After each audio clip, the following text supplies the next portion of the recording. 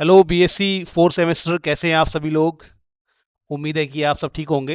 तो आज हम अपनी जो फर्स्ट यूनिट है हमारी, उसमें कौन सा टॉपिक आज हम डिस्कस करेंगे उसको हम देखते हैं। ठीक है। तो आज हम डिस्कस करने वाले हैं, हम लुईस एसिड बेस तक डिस्कस कर चुके हैं और अब हम डिस्कस करने वाले हैं hard and soft acid base theory की। और ये एक बहुत ही इंपॉर्टेंट थ्योरी है। ठीक है। तो चलते हैं hard and soft acid base theory में और समझते हैं। तो सबसे पहले देखेंगे इसमें हमारा क्वेश्चन किस तरह का आएगा, उसको देखेंगे। तो इसमें हमारे पास जो क्वेश्चन आएगा वो आपके सामने स्क्रीन में है। इसको हम ये लिख चलते हैं। This is the question. ठीक है। तो ये हमारे पास क्वेश्चन बहुत ही बेसिक सा मैंने क्वेश्चन बनाया है कि राइट नोट ऑन या short note on hard acid and hard base and also right its application. ठीक है। तो यहाँ से हम आंसर राइटिंग स्टार्ट करेंगे। तो हम ये हार्ड एसिड और हार्ड बेस क्या है और इसके क्या एप्लीकेशन है, इसको हम डिटेल में डिस्कस करेंगे। तो आज हम केवल समझेंगे कि हार्ड एसिड और हार्ड बेस हम कहते किसको हैं। ठीक है। और आप कैसे पहचानेंगे एक हार्ड एसिड और हार्ड बेस को, आप कैसे पहचानेंगे इसको हम समझेंगे। ठीक है। तो हर सब्सटेंस को ये मान के चलिए कि हर सब्सटेंस को एसिड और बेस की कैटेगरी में वैज्ञानिकों के द्वारा रखा गया है। हर पदार्थ को उन्होंने कोशिश की है कि एसिड और बेस की कैटेगरी में रखें। ठीक है। तो तो उसके लिए उन्होंने क्या करा है, अलग अलग थ्योरीज वैज्ञानिकों ने दे रखी है। अलग अलग थ्योरीज जो है केमिस्ट ने दे रखी है। ठीक है। तो एसिड और बेस को डिफाइन करने की आर्नियस थ्योरी से हम चले थे। उसके बाद हम ब्रॉन्स्टेड थ्योरी में आए। फिर हमने लुईस थ्योरी को देखा, लक्स फ्लड थ्योरी देखी, और अब हम हार्ड एसिड और हार्ड बेस थ्योरी में आ रहे हैं। तो हार्ड एसिड हार्ड बेस या सॉफ्ट एसिड सॉफ्ट बेस भी कहते हैं इसको, ये थ्योरी दी किसने थी। तो hard acid hard base soft acid soft base की जो थ्योरी है, ये थ्योरी दी है पियर्सन ने। किसने दी है थ्योरी? ये थ्योरी दे रखी है पियर्सन ने। इस थ्योरी को साहब थ्योरी भी कहा जाता है। ठीक है। साहब थ्योरी हम इसको शॉर्ट में कहेंगे, और कहीं कहीं पे इसको HSAB भी लिखा जाता है। HSAB थ्योरी भी कहते हैं। तो यहाँ पे क्या है, साहब थ्योरी या HSAB का क्या मतलब है। एस का मतलब यहाँ पे है सॉफ्ट से, सॉफ्ट, एस का मतलब सॉफ्ट है, एच का मतलब हार्ड है। ठीक है। ए का मतलब एसिड है और बी का मतलब बेस है। ठीक है। तो ये थ्योरी हमारी soft hard acid base theory के नाम से जानी जाती है। और ये थ्योरी दी है किसने? ये थ्योरी पियर्सन ने दे रखी है। किसने दी है? पियर्सन ने ये थ्योरी दे रखी है। इसको इसीलिए कहा जाता है पियर्सन थ्योरी। तो एग्जाम में अगर आएगा आपका कि पियर्सन थ्योरी, एसिड और बेस की पियर्सन थ्योरी लिखिए, तो वहां पे आपने हार्ड सॉफ्ट एसिड बेस के बारे में बताना है। ठीक है। तो ये हार्ड क्या होता है, ये सॉफ्ट एसिड क्या होते हैं, या हार्ड एसिड क्या होते हैं, या ये सॉफ्ट बेस क्या होते हैं और सॉफ्ट एसिड क्या होते हैं, चलिए इसको हम समझते हैं। ठीक है। तो पहले उसको समझते हैं, फिर हम यहाँ पे डेफिनेशन में आएंगे। ओके। तो देखेंगे। तो देखो बच्चों, ऐसा होता है, इस जो यहाँ पे जो डेफिनेशन लिखी है हार्ड एसिड और हार्ड बेस की, यहाँ पर जो डेफिनेशन लिखी है, तो उस डेफिनेशन में एक टर्म यहाँ पे यूज होगा, पोलराइजेबिलिटी। ठीक है। ये जो यहाँ पे परिभाषा लिखी है कि हार्ड एसिड और हार्ड बेस क्या है, उसकी जो डेफिनेशन लिखी है, उसमें एक टर्म यहाँ पर यूज होगा जो है आपका पोलराइजेबिलिटी। तो ये पोलराइजेबिलिटी क्या है, हमें पहले इसको समझ लेना चाहिए और फिर हमें आगे बढ़ना चाहिए। तो चलिए चलते हैं, पोलराइजेबिलिटी एक एटम में क्या होती है। मान लो भैया ये एक एटम है। ठीक है। ये एक आयन है, ऐसा भी मान सकते हैं। ठीक है। हम यहाँ एटम बोले या आयन, आयन आयन यानी कि जिसमें चार्ज होता है, और एटम न्यूट्रल होते हैं। आयन दो प्रकार के होते हैं। अगर आयन पॉजिटिव है तो उसको कटायन बोलते हैं, और अगर आयन नेगेटिव है तो उसको अनायन बोलते हैं। ठीक है। तो आयन अगर पॉजिटिव है तो उसको हम कहते हैं कटायन, और नेगेटिव है तो उसको हम अनायन कहते हैं। तो मान लेते हैं कि ये कोई एक आयन है, और इस आयन में बीच में क्या है, न्यूक्लियस है। इस आयन में क्या है, बीच में न्यूक्लियस है, और चारों तरफ इसके क्या है, इलेक्ट्रॉन्स हैं।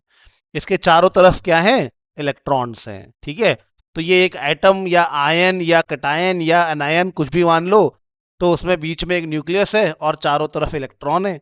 अगर इलेक्ट्रॉन ज़्यादा होते हैं प्रोटॉनों के कंपैरिजन में, न्यूक्लियस में जो प्रोटॉन है, न्यूक्लियस के अंदर कौन रहते हैं? प्रोटॉन रहते हैं।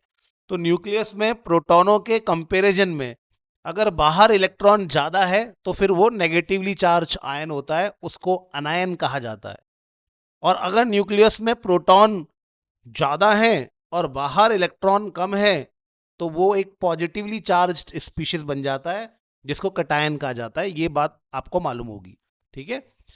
चलिए चलते हैं, चाहे कुछ भी हो, इलेक्ट्रॉन कम हो या ज़्यादा हो, इलेक्ट्रॉन तो है ही है। तो हम इलेक्ट्रॉन दिखा रहे हैं, तो ये न्यूक्लियस है और इस न्यूक्लियस के चारों तरफ क्या है? इलेक्ट्रॉन्स हैं, ठीक है। अब मान लेते हैं कि भैया ये कोई एक पॉजिटिव आयन, ऐसा मान लेते हैं, ठीक है। इस पॉजिटिव आयन के सामने एक नेगेटिव आयन आ गया, इस पॉजिटिव आयन के सामने कौन आ गया? एक नेगेटिव आयन आ गया, मान लेते हैं ऐसे, अभी समझना है ध्यान से, ठीक है। तो ये जो पॉजिटिव आयन होता है, ये नेगेटिव आयन क्या करता है? नेगेटिव आयन पे नेगेटिव चार्ज यानी कि खूब इलेक्ट्रॉन, इसमें क्या है? खूब सारे, इसमें क्या है? खूब सारे इलेक्ट्रॉन है, ठीक है।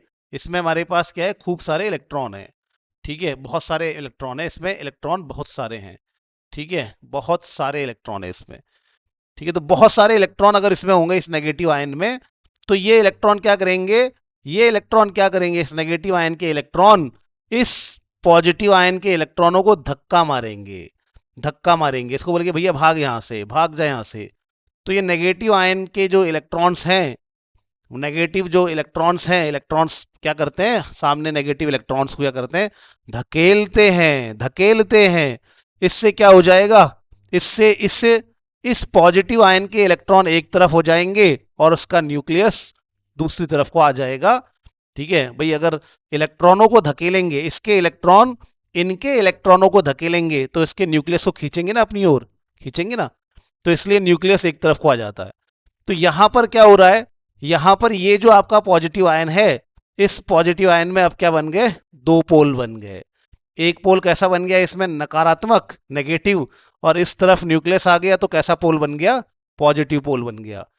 यानी कि इसमें दो पोल बन गए, और दो पोल बनने का मतलब होता है पोलराइज हो गया। क्या हो गया? ये पोलराइज हो गया, ठीक है।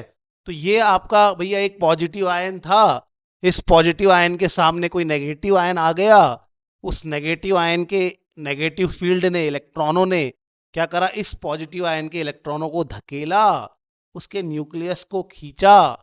अब पॉजिटिव आयन के इलेक्ट्रॉन एक तरफ हो गए, न्यूक्लियस एक तरफ हो गया। इसका मतलब अब पॉजिटिव आयन क्या है?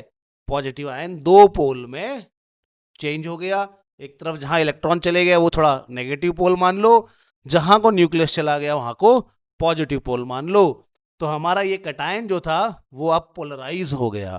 क्या हो गया? पोलराइज हो गया। किसी आयन के, किसी आयन के इस प्रकार से पोलराइज होने की क्षमता को, किसी आयन के इस प्रकार से पोलराइज होने की क्षमता को कहते हैं पोलराइजेबिलिटी। क्या कहते हैं? पोलराइजेबिलिटी कहा जाता है। तो कोई आयन अगर इस तरह से पोलराइज हो जाए, कोई आयन अगर इस तरह से बड़ी आसानी से पोलराइज हो जाए, तो मैं कहूंगा उसकी पोलराइजेबिलिटी क्या है? बहुत ज्यादा है, ठीक है, बहुत ज्यादा है। तो ये तो रहा पॉजिटिव आयन का मामला।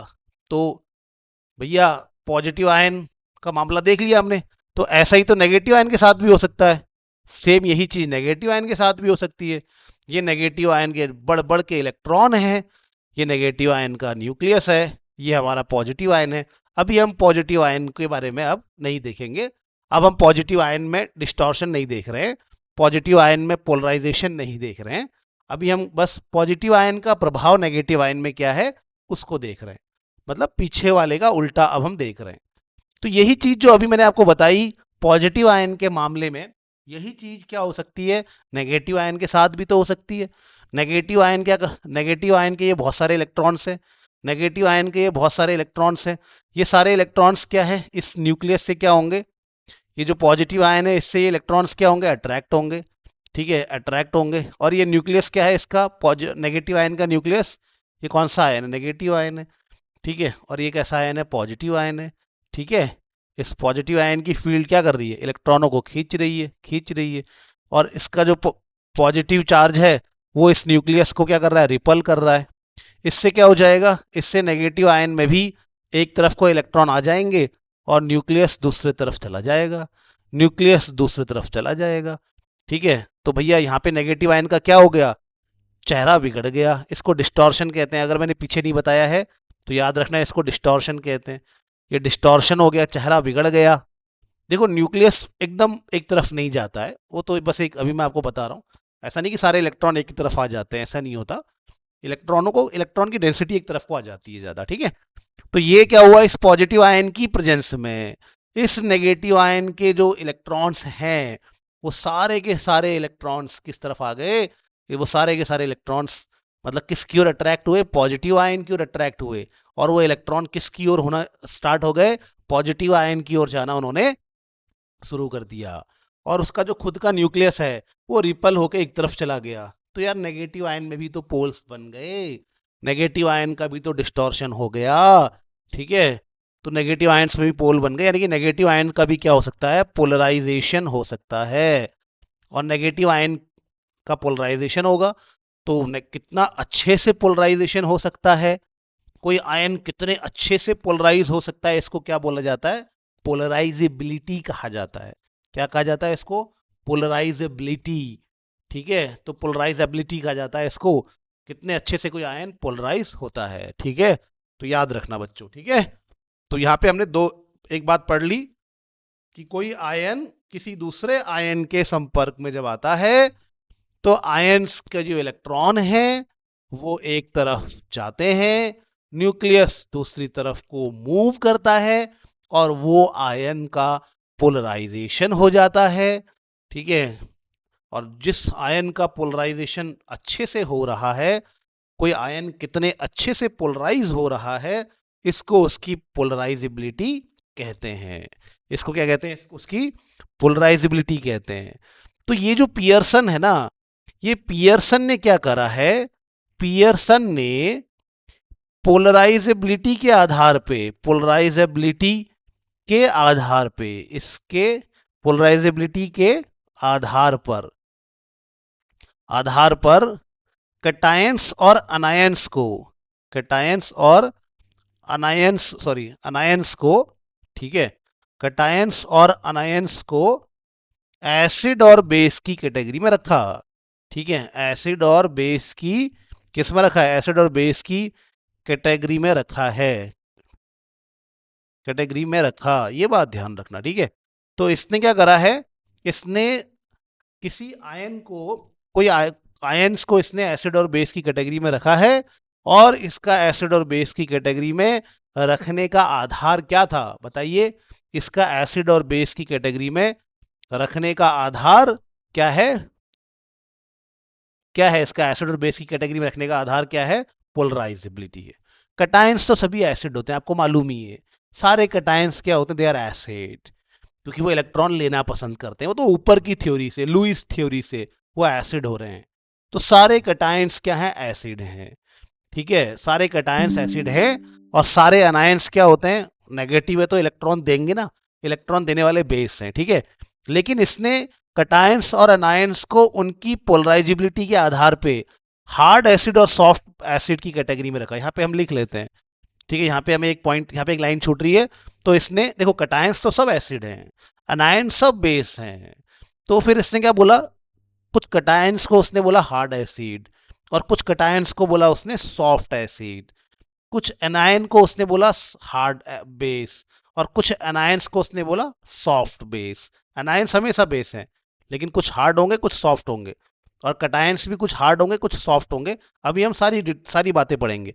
तो पियर्सन ने पोलराइजेबिलिटी के आधार पे कटायंस और एनायंस को हार्ड और सॉफ्ट एसिड बेस में क्या करा कि कैटेगरी में रखा। ये यहां पे लाइन थोड़ा सही कर लेना आप। ठीक है, अब उसने बोला जो आयंस आसानी से क्या हो जाएंगे, पोलराइज हो जाएंगे, या होते हैं। जो आयंस आसानी से क्या हो जाएंगे, आसानी से पोलराइज हो जाएंगे, यानी कि जिनकी पोलराइजेबिलिटी, क्या बोल रहा हूं मैं, पोलराइजेबिलिटी, ठीक है, ज्यादा है, मतलब बहुत ही अच्छे, ये बहुत ही आसानी से पोलराइज हो जाएंगे। कोई आया नहीं कि बगल में उनके इलेक्ट्रॉन एक तरफ न्यूक्लियस एक तरफ हो गया, बड़ी आसानी से पोलराइज हो गए, मतलब उनकी पोलराइजेबिलिटी बहुत अच्छी है, बहुत अच्छी। तो जिनकी पोलराइजेबिलिटी ज्यादा है, ठीक है, ऐसे आयंस, ठीक है, क्या कहलाएंगे, ऐसे आयंस सॉफ्ट एसिड या बेस कहलाएंगे, सॉफ्ट एसिड या क्या कहलाएंगे, बेस कहलाएंगे, ठीक है, कहलाएंगे। मतलब अगर पॉजिटिव होगा वो, कोई आयन अगर पॉजिटिव है और आसानी से पोलराइज हो जा रहा है, आसानी से पोलराइज हो जा रहा है, तो पॉजिटिव मतलब एसिड, पॉजिटिव तो एसिड ही होता है। अरे आसानी से पोलराइज हो जा रहा है भाई, आसानी से पोलराइज हो जा रहा है, आसानी से उसका क्या हो रहा है, पोलराइजेशन हो जा रहा है, इसको स्पेलिंग थोड़ा सा देख लेना।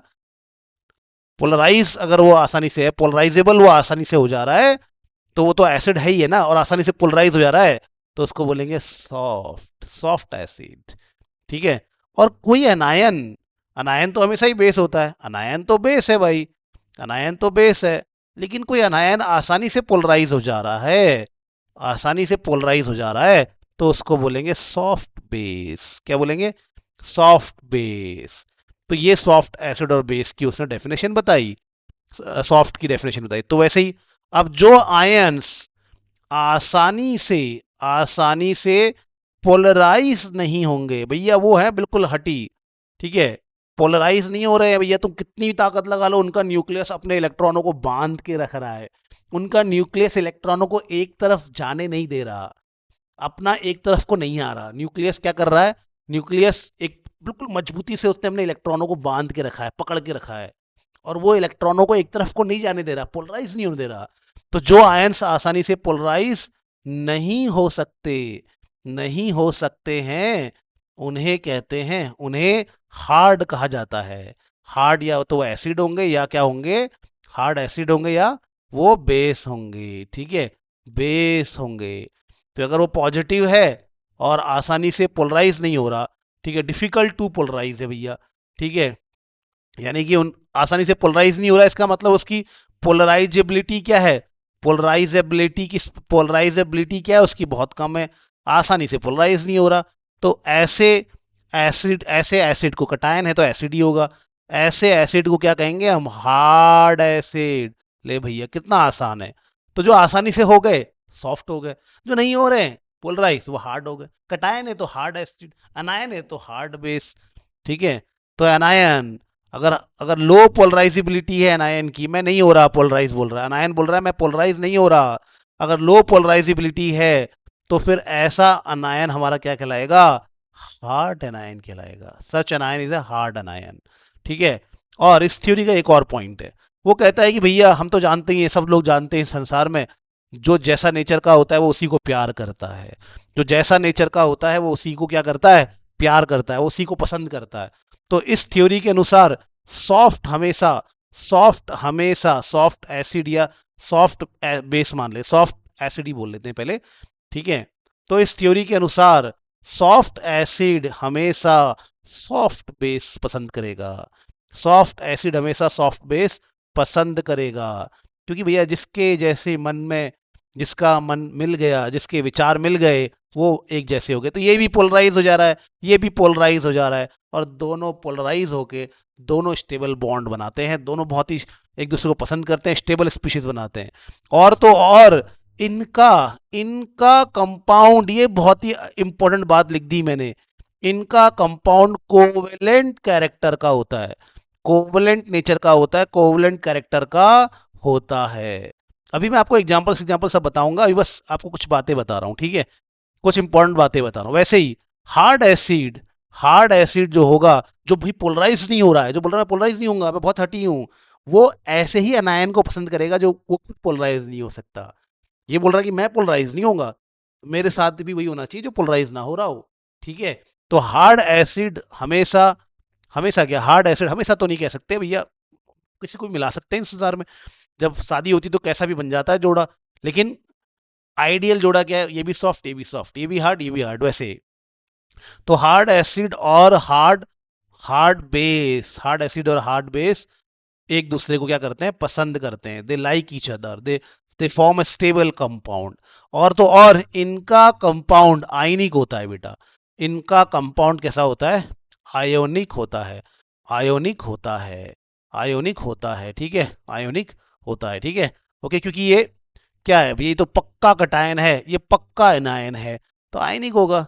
लेकिन सॉफ्ट है, सॉफ्ट है तो भैया इसने क्या कर दिया, इसको पोलराइज कर दिया, इसके इलेक्ट्रॉन एक तरफ आ गए, ठीक है, इसका भी पोलराइजेशन हो गया, इसका भी पोलराइजेशन, अगर मान लो ये सॉफ्ट है, अगर मान लो ये सॉफ्ट है, तो ये इसका पोलराइजेशन हो गया, इसका भी पोलराइजेशन हो गया, तो इसका जो प्लस है, इसका जो प्लस है, इसका जो प्लस फील्ड है, वो इसके नेगेटिव फील्ड से मिल जाएगा, और दोनों मिल जाएंगे तो क्या बन जाएगा, कोवलेंट कंपाउंड बन जाएगा, ठीक है।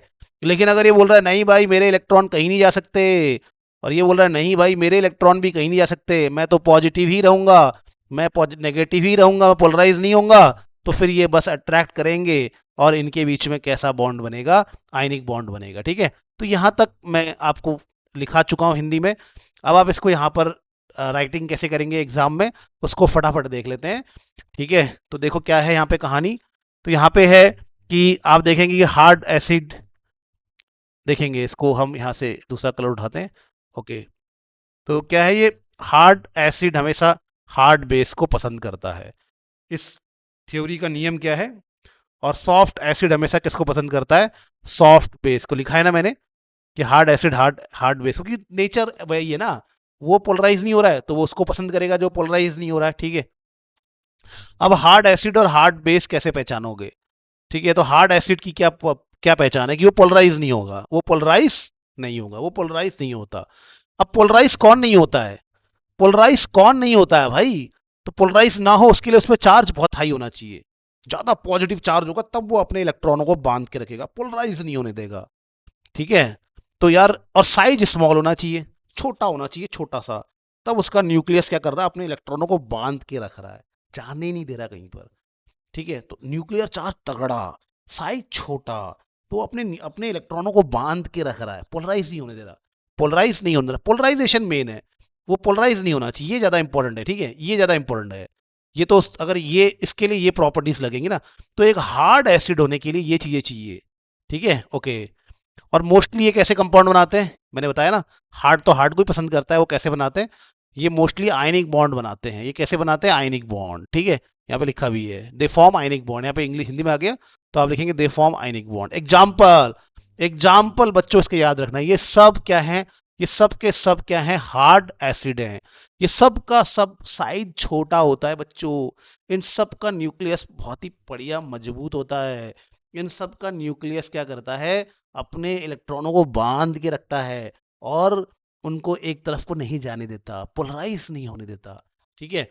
तो ये सब के सब इसके एग्जाम्पल हैं, H plus Li plus, H plus तो ध्यान रखना ये बहुत हार्ड एसिड है भाई, H प्लस बहुत तगड़ा एसिड है, H प्लस एक हार्ड एसिड है, हार्ड का मतलब तगड़ा नहीं होता, ऐसा नहीं समझना, हार्ड मतलब तगड़ा नहीं होता, हार्ड और सॉफ्ट का कोई तगड़ा तगड़ा तगड़ा कमजोर से कोई मतलब नहीं, हार्ड मतलब जो पोलराइज नहीं होगा, सॉफ्ट मतलब जो पोलराइज हो जाएगा, बस। हार्ड का मतलब स्ट्रॉन्ग एसिड है, ऐसा नहीं है, ठीक है, ओके। वैसे ही हार्ड बेस भी आप समझ लीजिए, यहाँ पे हार्ड बेस भी लिखे हुए हैं, हार्ड बेस क्या होगा, हार्ड बेस का भी साइज छोटा होना चाहिए, हार्ड बेस जनरली ये होते हैं, फोन होता है हमारा हार्ड बेस में, FON फोन होते हैं, इनकी पोलराइजेबिलिटी लो होती है, ये पोलर छोटे होते हैं, इनका न्यूक्लियस ही बहुत तगड़ा होता है, ये अपने इलेक्ट्रॉनों को किसी एक और जाने नहीं देते, पोलराइज नहीं होने देते, सेम वही चीज जो हार्ड एसिड की है, वही हार्ड बेस के बारे में भी आपने लिखनी है, ठीक है। यहाँ पर भी सेम वही कहानी लिखनी है, देखो ये हार्ड बेस की भी वही डेफिनेशन है, ठीक है, ओके। एग्जाम्पल देख लो, एग्जाम्पल आप देख लो, एग्जाम्पल देख लो भाई, ये देखो ये इसके एग्जाम्पल है, F negative, OH negative water, ये सब हार्ड बेस है, इसको रटना है अच्छे तोते की तरह, अमोनिया कार्बोनेट, ये सब क्या है, हार्ड बेस है, ठीक है, ओके। एप्लीकेशंस में आएंगे, कल की वीडियो में आएंगे, अभी जरा सॉफ्ट का देख लेते हैं, ठीक है, सॉफ्ट की डेफिनेशन देख लेते हैं, सॉफ्ट की डेफिनेशन, ठीक है। सॉफ्ट क्या है, तो सॉफ्ट एसिड्स की क्या होती हैं भैया, इनकी ये बहुत जल्दी पोलराइज हो जाएंगे, इनके इलेक्ट्रॉन एक दूसरे एक तरफ को भागना शुरू कर देंगे, ठीक है, ये जल्दी पोलराइज हो जाएंगे, पोलराइज जल्दी हो रहे हैं इसका मतलब इनका साइज बड़ा होना चाहिए, इनके इलेक्ट्रॉन न्यूक्लियस से बंधे हुए नहीं होने चाहिए अच्छे से, नहीं तो तभी तो एक तरफ जाएंगे इलेक्ट्रॉन, और इनका पॉजिटिव चार्ज कम होता है, इनका पॉजिटिव चार्ज कम होता है, इनके न्यूक्लियस में बहुत कम पावर होती है, अपने इलेक्ट्रॉनों को नहीं पकड़ पाता है, तो इलेक्ट्रॉन भागते हैं। ठीक है, और ये कौन सा बॉन्ड प्रिफर करते हैं, ये कोवलेंट बॉन्ड बनाना प्रिफर करते हैं। ठीक है, एग्जाम्पल देख लो उसके, ये खासकर कौन से होंगे, इसके एग्जाम्पल होंगे डी ब्लॉक में, नीचे डी ब्लॉक में फर्स्ट सीरीज छोड़ देना, 4D और 5D सीरीज के metals, Ag+, Hg+, Pd, Pt, Au+, खासकर वो इसके एग्जाम्पल होते हैं। तो इनमें आप एक गोल्ड और गोल्ड याद रखना, क्या बोलते हैं, आपका सिल्वर है, मरकरी है, पैलेडियम, प्लेटिनम है, ये इसके एग्जाम्पल बच्चों अच्छे से ध्यान रखना है। ठीक है, और सॉफ्ट के क्या होता है, सॉफ्ट का वही है, सॉफ्ट बेस क्या होगा, जो आसानी से पोलराइज हो जाएगा, इनके साइज बड़े होते हैं, एग्जाम्पल के लिए कार्बन, फॉस्फोरस, ये सब सॉफ्ट में आते हैं। ठीक है, जैसे कि आई नेगेटिव, इन एग्जाम्पल के लिए इसमें आपका कार्बन है, आयोडीन है, फॉस्फोरस, सल्फर, ये सारे एटम जिनमें होंगे वो ज़्यादातर क्या होते हैं, सॉफ्ट होते हैं। ठीक है, तो ये आपने बेटा एग्जाम्पल को आपने अच्छे से रटना है, ये एग्जाम्पल को अच्छे से बाय हार्ट कर लीजिए, एग्जाम्पल को बाय हार्ट, सॉफ्ट के एग्जाम्पल बाय हार्ट कर लीजिए, अच्छे रट लीजिए, हार्ट के याद कर लीजिए। ठीक है, क्योंकि आप कहाँ ये लॉजिक लगाएंगे कि पोलराइजेबिलिटी ज़्यादा है या कम है, वो लॉजिक लगाना, हम एकदम से वो लॉजिक नहीं लगाते, हम सीधे आयंस को अच्छे से याद कर लेते हैं। ठीक है, तो आयंस कौन कौन से हैं जो हार्ड हो सकते हैं और सॉफ्ट हो सकते हैं, वो अच्छे से याद कर लीजिए। कल की क्लास में हम देखेंगे कि अगली क्लास में हम देखेंगे कि एक हार्ड एसिड और एक हार्ड बेस की क्या क्या प्रॉपर्टीज होती हैं, वैसे सॉफ्ट एसिड और बेस की क्या क्या प्रॉपर्टीज, मतलब एप्लीकेशन क्या है, साहब प्रिंसिपल को कहाँ कहाँ पर अप्लाई करके हम प्रॉपर्टीज को समझा पा रहे हैं। हम बहुत सारे कंपाउंड की स्टेबिलिटी को हार्ड एसिड, सॉफ्ट एसिड के आधार पे समझाते हैं। हम बहुत सारे, ये बॉन्ड क्यों बन रहा है, ये बॉन्ड क्यों प्रिफर हो रहा है, इसको समझाने के लिए हम हार्ड एसिड और हार्ड बेस का सहारा लेते हैं। तो ये बात आप अच्छे से हम अगली वीडियो में देखने वाले हैं। उम्मीद है कि आपको हार्ड एसिड और हार्ड बेस की definition, soft acid, soft base की डेफिनेशन आ गई होगी। अगली वीडियो में आपसे मिलते हैं, तब तक के लिए धन्यवाद। Please like, share and subscribe the my channel. Thank you.